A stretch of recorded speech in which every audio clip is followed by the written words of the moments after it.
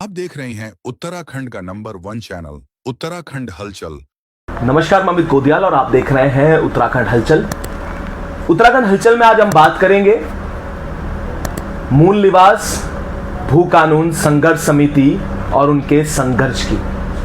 कल जो तस्वीरें आपने ऋषिकेश में देखी, उससे यह मालूम हुआ कि जैसे राज्य आंदोलन की वो तस्वीरें फिर से ताजा हो गई हों।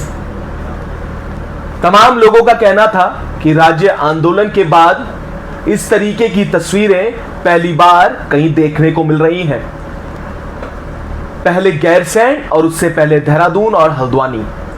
जो कल संख्या बल था, उसकी पहले एक दृश्य आप देखिएगा, किस तरीके से इतनी बड़ी संख्या में जो लोग हैं वो अलग अलग जिलों से ऋषिकेश पहुंचे। सबके मन में यही एक प्रण था कि अब मूल निवास और भू कानून जल्द से जल्द लागू किया जाना चाहिए। आपको बता दें कि उससे पहले असमंजस की स्थिति तमाम लोगों के आगे खड़ी हो चुकी थी और ये लोग ये भी सोच रहे थे, क्योंकि उससे 2 दिन पहले जो सूबे के मुख्यमंत्री हैं वो ये घोषणा करते हैं कि अलग बजट सत्र में इस भू कानून को लाया जाएगा। उसके बाद ये लग रहा था कि इस आंदोलन में जो लोग हैं शायद वो कम हो जाए, उनकी संख्या कम हो जाए, पर उसके बाद जो संख्या थी वो कम होने की बजाय और बढ़ जाती है। ये दिखाता है कि लोगों के मन में जिस तरीके के बयान सूबे के मुख्यमंत्री ने दिए हैं उसके प्रति कितना विश्वास है, और यह भी दिखाता है क्योंकि लगातार ये घोषणा होती रही कि भू कानून जन आने वाला है और भू कानून के लिए एक समिति बनाई गई है, पर वो मात्र समिति ही रह गई और कई महीने और साल बीत गए। उसको लेकर मुख्यमंत्री ने जरूर ये बात कही थी कि 2017 में जो बदलाव किए गए हैं उसे वो किसी भी तरह से इस उत्तराखंड के हक में नहीं थे। पर अब जो तस्वीरें हमने भू कानून मूल निवास की कल देखी, उसके बाद यह जरूर निश्चित हो गया है लोगों के मन में भू कानून और मूल निवास ना आने के कारण जो आक्रोश है वो लगातार निरंतर आगे बढ़ रहा है। ये तस्वीरें भी आप देखिएगा, और उसके बाद जो संयोजक है मूल निवास भू कानून संघर्ष समिति के, मुख्यमंत्री के बयान पर उन्होंने रैली में क्या कुछ कहा ये भी सुनिएगा। देखिए, जनता का समर्थन भारी मात्रा में इसमें आप देख रहे होंगे।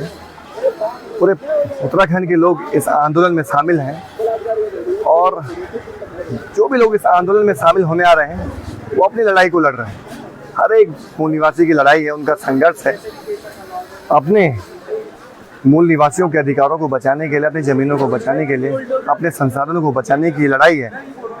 इसमें हर एक व्यक्ति शामिल हो रहा है। ये हमारे आंदोलन की एक तरह से जीत भी है कि जनता का बहुत बड़ा समर्थन मिल रहा है और आगे भी इसी तरह से आंदोलन बढ़ेगा जब तक सरकार मूल निवास और भू कानून को लेकर जनता की भावनाओं के अनुरूप कानून नहीं बना देती है। देखिए, मुख्यमंत्री धामी जी से बड़ा बयानवीर आज तक मैंने उत्तराखंड में कोई नहीं देखा। जब जो लोग सड़कों पर आते हैं, मुख्यमंत्री जी नींद से जागते हैं और बयान देना शुरू कर देते हैं। इसलिए कई सालों से हम उन्हें देख रहे हैं। जनता का विश्वास खो चुके हैं हमारे मुख्यमंत्री जी। जनता उन पर विश्वास नहीं कर रही है। अगर जनता उनकी बातों पर विश्वास करती है, आज हजारों की संख्या में लोग यहाँ पे नहीं आते। विश्वास खो चुके हैं। उन्हें विश्वास जीतने के लिए जनता की भावनाओं के अनुरूप जो जनता सोच लेकर चल रही है, उसके अनुरूप जब तक विधानसभा में विधेयक नहीं बनते हैं मूल निवास भू कानून को लेकर, तब तक जनता पर भरोसा नहीं करेगी। देखिए, हम ये कहना चाहते हैं सरकार से, हमको मूल निवास 1950 चाहिए। अब आप सोचें इस बारे में। अगर 5th शेड्यूल में मिल सकता है तो 5th शेड्यूल दीजिए, अगर 6th शेड्यूल में मिल सकता है 6th शेड्यूल दीजिए, अगर अनुच्छेद 371 से मिल सकता है तो दीजिए, या संविधान में आपको अमेंडमेंट करके कुछ ऐसी व्यवस्था कर सकते हैं जिससे यहाँ के मूल निवासी का अधिकार सुरक्षित हो। ऐसा कुछ प्रावधान हो सकता है, आप दीजिए। जिस भी आधार पे आप दे सकते हैं यहाँ के मूल निवासियों को उनके अधिकार, आप दीजिए। आगामी यही रहेगा हमारा कार्यक्रम कि अब हम आर पार की लड़ाई लड़ेंगे, इस संघर्ष को और आक्रामक तरीके से आगे बढ़ाएंगे। लगातार हम हमारे लिए पूरे प्रदेश भर में कर रहे हैं, लोग जागरूक हो रहे हैं अपने इन सब मुद्दों को लेकर। आगे अब आर पार की लड़ाई होगी। और सरकार को भी समझना चाहिए कि जिस जनता ने उन पर भरोसा किया है, उनको चुनाव जिताकर कुर्सी पर बैठाया है, उस जनता के भरोसे को मत तोड़िए। नहीं तो आने वाले समय में जिस कुर्सी पर वो बैठे हुए हैं, वही कुर्सी इस हमारी जनता किसका भी देगी। वो इस बात को समझना चाहिए। आपने सुना कि क्या कुछ कहा मोहित डिमरी ने, और इसके बाद देखिएगा ये पूरी रिपोर्ट जो हमने भू कानून मूल निवास के ऊपर बनाई हुई है। स्वाभिमान रैली में उमड़े हजारों उत्तराखंडी। मूल निवास 1950 भू कानून के जमकर लगे नारे। प्रदेश के कई हिस्सों में मूल निवासी इस रैली में शामिल हुए। दर्शकों को बता दें कि मूल निवास भू कानून समन्वय संघर्ष समिति के नेतृत्व में मूल निवास स्वाभिमान आंदोलन लंबे समय से प्रदेश में चल रहा है। इससे पूर्व देहरादून, हल्द्वानी, अल्मोड़ा, टिहरी, कोटद्वार, श्रीनगर और गैंगसैंण में भी इस महारैली का आयोजन किया गया था। इसी क्रम में बीते रविवार को ऋषिकेश में भी स्वाभिमान महारैली का आयोजन किया गया, जिस उत्तराखंड के हजारों मूल निवासियों ने प्रतिभाग किया। आम जनमानस द्वारा रैली में बढ़ चढ़कर शामिल होने पर मूल निवास भू कानून समन्वय समिति के संयोजक मोहित डिमरी ने विशाल संख्या में लोगों के रैली में शामिल होने पर सभी का आभार जताते हुए कहा कि ये लड़ाई उत्तराखंड के आम जनमानस की अपनी लड़ाई है, जो उत्तराखंड के मूल निवासियों को खुद ही लड़नी होगी। साथ ही उन्होंने कहा कि मूल निवास और अपनी जमीनों को बचाने की लड़ाई में प्रत्येक उत्तराखंडी को एकजुट होना होगा। साथ ही डिमरी ने कहा कि आज अपने ही राज्य में मूल निवासियों की पहचान का संकट खड़ा हो गया है। अब हमारे अपने ही प्रदेश में कोई हैसियत नहीं रह गई है। हमारी पहचान के साथ ही संस्कृति, नौकरी, रोजगार, जमीन सहित तमाम आर्थिक संसाधनों पर बाहर से आए हुए लोगों का कब्जा होता जा रहा है। इसके पीछे मुख्य कारण मूल निवास 1950 की व्यवस्था को खत्म होना और कमजोर भू कानून लागू होना है। डिमरी ने बताया कि एक आंकड़े के मुताबिक आज उत्तराखंड में बाहरी राज्यों से 50 लाख से अधिक लोग प्रदेश में आ चुके हैं। इनमें से अधिकतर ऐसे हैं जिन्होंने अपने फर्जी स्थायी निवास प्रमाण पत्र बनाए हैं। इसी के साथ इस आधार पर ये लोग न केवल उत्तराखंड में सरकारी नौकरी कर रहे बल्कि सरकारी योजनाओं का लाभ ले रहे और आसानी से जमीन भी खरीद रहे हैं। हमारे रोजगार और कारोबार के अवसरों को हथियाने के साथ ही प्रदेश के तमाम तरह के संसाधनों पर भी इनकी पकड़ दिनों दिन मजबूत होती जा रही है। इस खतरनाक स्थिति को नजरअंदाज का सीधा मतलब है हमारी भावी पीढ़ी के अल्पसंख्यक हो जाने का रास्ता तैयार करना, और हमें ये बिल्कुल भी मंजूर नहीं होना चाहिए। वही मूल निवास भू कानून समन्वय समिति के सह संयोजक लूसन टोडरिया ने कहा कि हमारी जन्मभूमि उत्तराखंड के सभी संसाधनों पर पहला अधिकार यहाँ के मूल निवासियों यानी कि हमारा है। इस अधिकार से यहाँ के मूल निवासियों को वंचित नहीं किया जाना चाहिए। हम लंबे समय से मांग कर रहे हैं कि मूल निवासियों का मूल निवास 1950 के आधार पर चिन्हीकरण किया जाए। इस आधार पर मूल निवासियों को सरकारी और गैर सरकारी संस्थाओं की नौकरी, रोजगार एवं सरकारी योजनाओं में 90% आरक्षण दिया जाए।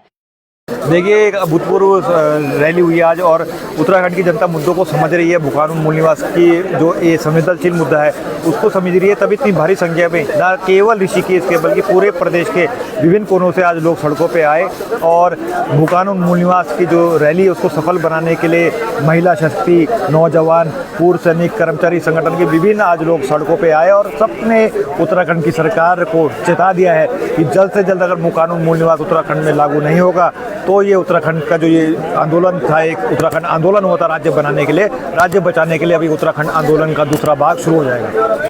वहीं इस महारैली में शामिल हुए स्टेट बैंक के सेवानिवृत्त कर्मचारी रामशरण विश्वकर्मा ने दुख जताते हुए कहा कि हमारे प्रदेश में एकजुटता की बहुत कमी है। इस तरह के आंदोलनों में लाखों की भीड़ शामिल होनी चाहिए जिससे सरकार पर फैसला लेने के लिए दबाव बन सके, मगर ऐसा हो नहीं पाता है। जबकि इसके विपरीत विधानसभा व सचिवालय का घेराव किया जाना चाहिए। उन्होंने कहा कि उत्तराखंड के इन नेताओं को यहाँ कोई भी नहीं जानता, मैं सिर्फ मोदी जी के नाम पर इन्हें वोट दिया जा रहा है।